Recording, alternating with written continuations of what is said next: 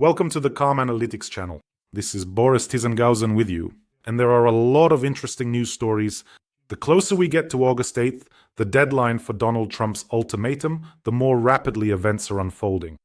In this episode, Russia withdraws from the Intermediate Range Nuclear Forces Treaty and closes the airspace over the Kapustin Yar test range. They are preparing to launch the Oreshnik, or perhaps something else. The Russian Foreign Intelligence Service has announced a planned sabotage on tankers of the Shadow Fleet, threatening a major environmental disaster. And after the drone strikes, major oil refineries in Russia are shutting down one after another. Meanwhile, Donald Trump has decided to start an economic war with India for the sake of Ukraine. Or maybe that's not quite the case. All this and more in today's episode. If you're new to this channel, be sure to subscribe so you don't miss future episodes. Let's get into it. I'll start with this piece of news. Pushilin went to see Putin to explain why there is no water in the occupied territories of Donbas. He mumbled something about old infrastructure, a large number of breakdowns, that they're doing something about it, but it's not enough. Take a look at this video clip. But there's another problem that the government is reporting to me. Huge losses of water, even with, so to speak, the transfer of these resources. Water losses, yes, in some places reach up to 60%. Why? Well, Vladimir Vladimirovich, the first reason is that we've now been forced to further reduce the schedule based on the water shortage. In the Donetsk-Makivka agglomeration, water is now supplied once every 3 days for a few hours, and in Kyiv and a group of nearby towns, once every 4 days. On top of that, the networks are extremely worn out, meaning they really haven't been repaired for a long time. Worn out since when? Since the 1990s, much of it hasn't been repaired. And the reason, Pushilin says, is that nothing has been repaired since the 1990s. Can you imagine? In China, they literally cut through mountains to lay roads and build bridges over chasms. But here, in 11 years, they couldn't even lay a pipe. Just think about it. Donbas has been under occupation for 11 years, and in those 11 years, since the 1990s, they haven't done anything. Just like that, and so on. But there's always money to be found for war, or for a new oil pipeline, or a gas pipeline. No problem there. Billions for Kim Jong-un for shells for troops, we'll find that here. By the way, they can also regularly write off hundreds of millions for African countries, just so there are at least some friends left in this sandbox. Wherever the Russian world reaches, only decay and decline follow. That's why it can't be any other way. There are no other examples. Those who themselves live in ruin can't build some kind of garden city on stolen land. They can ruin things, yes. By the way, in Crimea, it's not just Balaclava that's been handed over to the Rotenbergs, but also the Yalta port and a decent number of sanatoriums. Beaches that people used to be able to access in Crimea are now blocked off with fences. Some ugly high-rises are popping up. So to top it all off, just to make sure you don't get bored living in Crimea, they've polluted the Black Sea waters with fuel oil. There you have it, the whole Russian world. And look, the Foreign Intelligence Service has accused Britain of planning to cause a disaster with a tanker from Russia's Shadow Fleet. Now things are starting to get pretty serious. The Foreign Intelligence Service of the Russian Federation has stated that the United Kingdom is preparing a sabotage operation in international waters to frame Russia and launch a crackdown on its Shadow Fleet. It is claimed that a high-profile incident involving a tanker or tankers is supposed to kick off this campaign, with the resulting damage allowing them to tell the whole world, look, the Russians can only make a mess of things. Listen, okay, we'll get to that in a moment. This will give the West free rein in choosing methods of counteraction. In other words, they'll start chasing these tankers even more aggressively, trying to catch them, I mean the Shadow Fleet. I'm just thinking as I read this, who orchestrated the disaster with those Volga-Neft tankers in the Kerch Strait, when one of the tankers literally split in half? Was that the British too? So do you understand what the Russians are preparing for? They realize that now, possibly because of the sanctions, they'll have to increase the number of these tankers, and they'll have to put out real rust buckets that barely stay afloat. Of course, the risk of an incident increases when you use such tankers. And let me remind you, most of the Shadow Fleet is over 15 years old, so the risk goes up significantly. Naturally, they need to blame someone, come up with a story that it's the British, the Anglo-Saxons, the Ukro-Saxons. By the way, I was surprised that they're blaming the British, but Ukraine isn't on the list. But I probably just read it inattentively. The second scenario involves setting a tanker on fire during loading at the port of some state friendly to Russia. It is assumed that the fire will damage the port infrastructure and so on. The SVR added that London intends to assign the sabotage to Ukrainian security forces. Well, there you have it. The puzzle fits together. How can that be? So does that mean if something bad happens and Ukraine isn't involved as far as Russia is concerned? No, you see, once again, they bring it back to this. By the way, how's the investigation into Crocus City Hall? Did they classify it? Did they find a Ukrainian connection there? No, they haven't gotten to the bottom of it yet. In general, this should also be seen as a threat from another side, from the Russian Federation. Do you know what they're doing? They say, listen, what if hundreds of thousands of tons burst somewhere in your straits and that's it? You'll be in deep trouble. Look at how we've polluted Anapa here, how we've polluted occupied Crimea. Well, we'll do it to you 10 times worse. So in other words, if you like, it's a threat of a kind of dirty bomb. Well, not in that sense, but yes, it's specifically an environmental catastrophe threatened by Russia. And then they'll say, we warned you, the British and Ukrainians. So everything died there? Well, what can you do? That's a threat. It's a hybrid threat. But by the way, I'm still curious. SVR chief Narishkin, remember that famous video where he stammers and tells Putin, I'm for joining, for separating? He turned pale, then red, then blue. What happened to him then? Do you have any theories? Was he really afraid that Putin would start a war? I think they themselves planned all of this.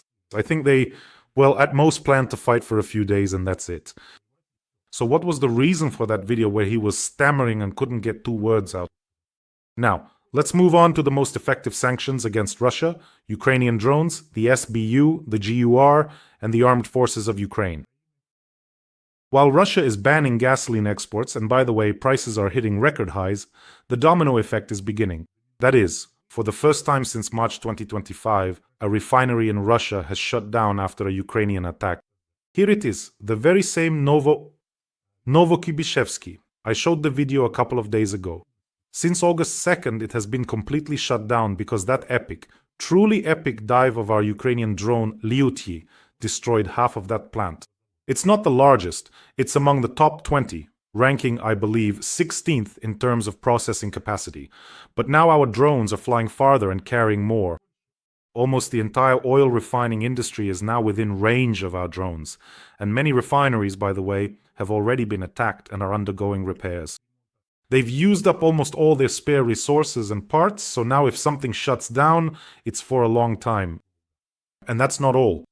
The largest Rosneft refinery, the Ryazan oil refinery, the company has suspended oil production. That's the name of the refinery.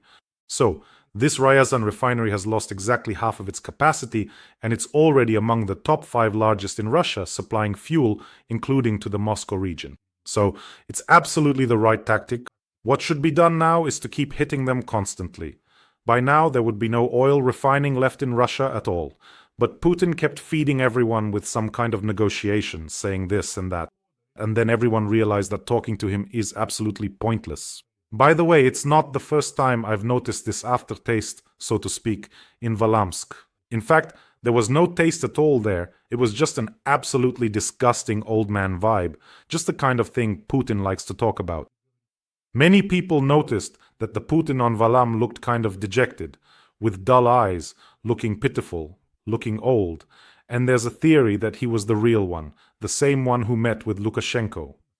That rosy-cheeked one with the tinted eyebrows and billiard balls stuffed into his cheeks, those are clearly replicants. There are several of them. One knows how to drink, another knows how to talk, and so on. By the way, friends, let me remind you, we're starting an important fundraiser for FPV on fiber optics for the 101st Brigade. They are fighting in the Konstantinovka direction. It's one of the hottest spots right now. Things are very tough there at the moment. The ghouls are coming in endless waves. That's why FPV on fiber optics solves a lot of problems and will help many of our soldiers. So I'm asking you to join this fundraiser. The link to the donation jar is in the description of this video, and the link is also in the comments. There's also a link to a private envelope now, not just mono, and there's PayPal as well for those who want to help from abroad. As always, I want to say a huge thank you from myself and from our soldiers. By the way, here they are. They recorded a video message.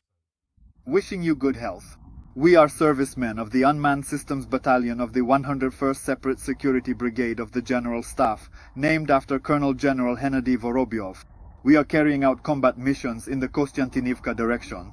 We are addressing Borys Serhiovich Tizenhausen and the viewers of his channel to help purchase FPV drones with fiber optics for carrying out essential combat missions. Glory to Ukraine. Let's help our warriors.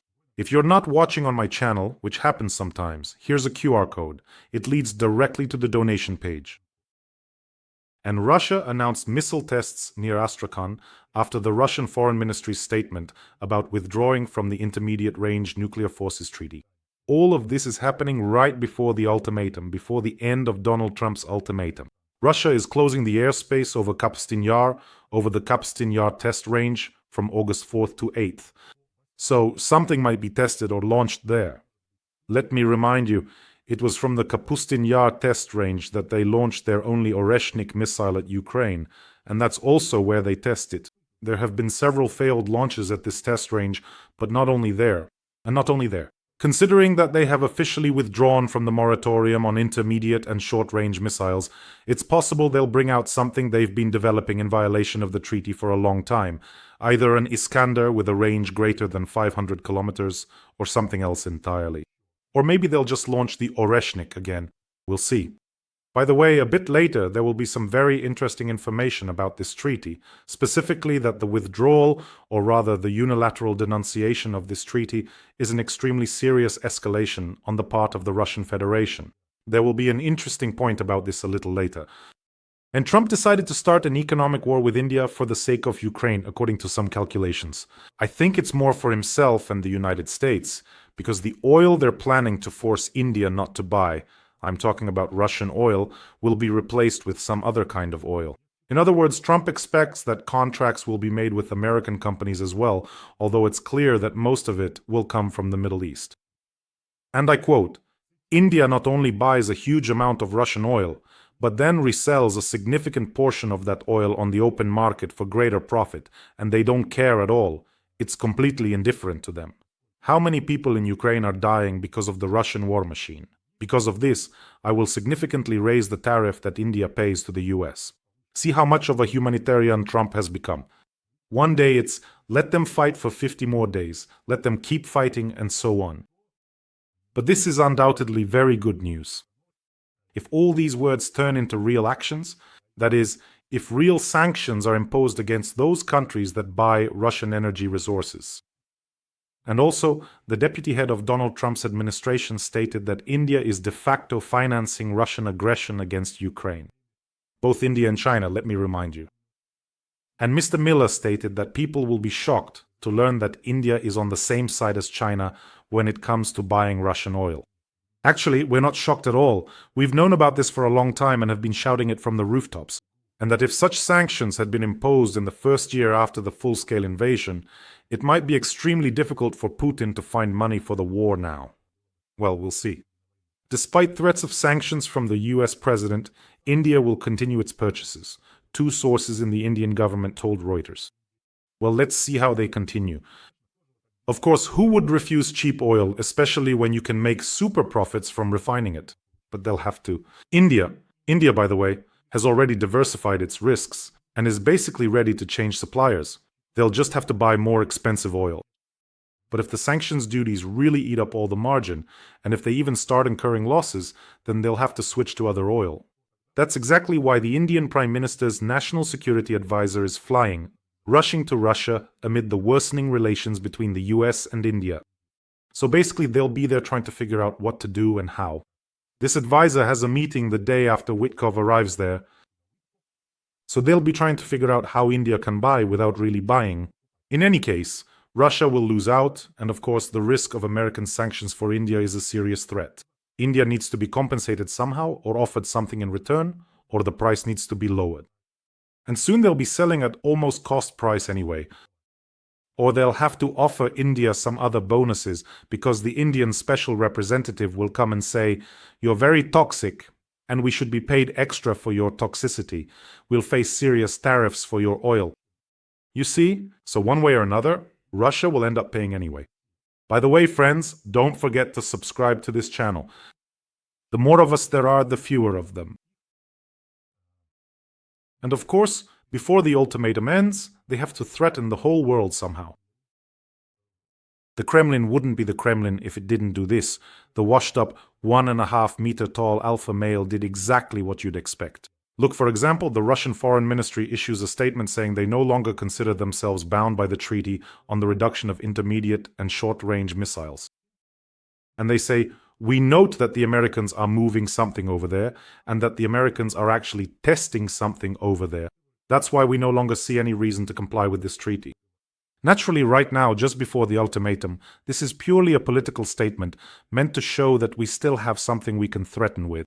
These missiles with a range from 500 kilometers to 5,500, which during the Soviet era were equipped, among other things, with nuclear warheads, were destroyed at the end of the 80s as part of the treaty between Gorbachev and Reagan, the USSR and the USA. So in 2019, the United States withdrew from this treaty because they accused Russia of secretly producing these very missiles in violation of the agreement. According to their data, the Iskander missiles that Russia was making could fly farther than 500 kilometers. That's why the Americans said, we're pulling out. But Russia stayed in. In other words, they said, well, we were making missiles, but we're supposedly decent, we're following the rules. By the way, this treaty was very important. There was a complete ban on intermediate and short-range missiles, from 500 to 1,000 kilometers and from 1,000 to 5,500. A total ban. They were destroyed by both the United States and the Soviet Union. Launches, production, and testing were all prohibited. Why are these missiles so dangerous? Why was this treaty so important? Because the flight time of these Iskanders, as we all know very well here in Ukraine, is just 5 to 10 minutes. If it's stationed nearby, it can hit in under a minute. So there's no time to think about how to respond. Either press the red button, or you might even press it by mistake. Like missiles are incoming, what do you do? Or maybe they're aimed at some other targets. A short flight time and destructive power. That's why these missiles were eliminated. Because someone might press the button, someone might mistake them for short-range missiles, and launch an intercontinental ballistic missile in response. That's the reason. So this was a real danger, and it was the right decision to remove them, because when these missiles are deployed on the border, first of all, they're even more mobile and much harder to detect or spot. Basically, these missiles undermine the entire principle of nuclear deterrence. In other words, someone could quietly move them up to the border. These aren't strategic bombers or components of the nuclear triad, like those massive intercontinental ballistic missiles where the silo opens, and you still have time to make a call, talk it over, or whatever. But these, whoosh! And within a minute, key targets on nuclear sites could be destroyed. That's why the decision was made to remove these missiles. And of course, the Soviet Union was more interested in this because they were the ones targeting short and medium-range missiles at European countries. And with these launchers stationed in Kaliningrad, they can easily reach European capitals. In other words, the Soviet Union was interested because, in reality, Europe found itself caught between two fires, between the United States and the Soviet Union. That is, to burn Europe to the ground, but then get hit back by the untouched United States. That's what worried the Soviet leaders.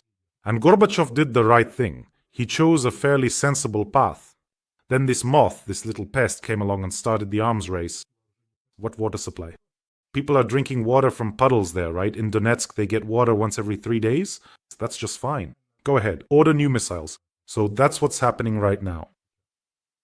Well, and of course, Russia maintained the moratorium just nominally to preserve some image of being a responsible party. And now, clearly, things have gotten really bad. The situation is critical.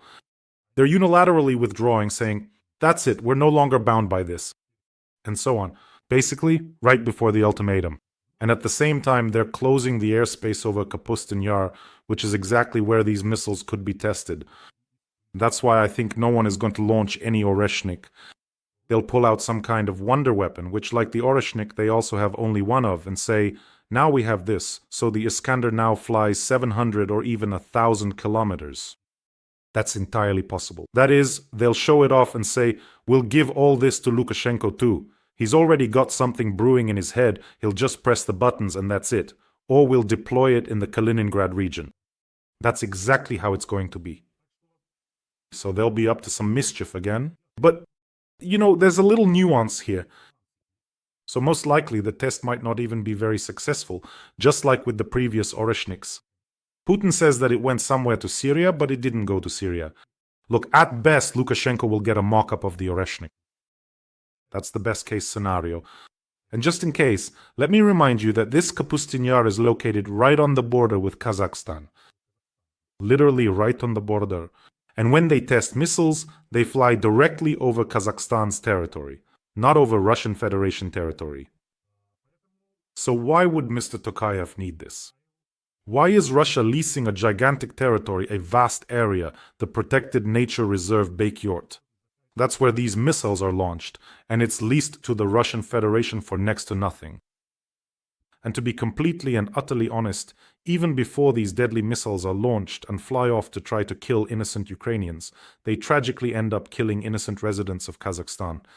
Because there have already been so many investigations in Baikyurt and the nearby settlements showing that all this rocket fuel being dumped on Kazakh territory, all these chemicals, have led to an abnormal number of genetic diseases. There are huge numbers of people with cancer. Children are increasingly being born with all sorts of serious congenital defects. It's all because the natural environment is significantly polluted. The very soil itself is heavily contaminated. So that's how it is. And by the way, let me remind you, just in case, that back in 1994, Putin considered northern Kazakhstan to be Russian territory. And in general, it's a remarkable phenomenon. In Russia, they know who and how to save in Ukraine, what language Kazakhstan should speak, what values Europe should or shouldn't have, and how the American president should behave. They know everything there except for one thing: how to turn the dump they live in into a normal, prosperous country that won't aggressively lash out at its neighbors just to cover up its own internal problems with an external war.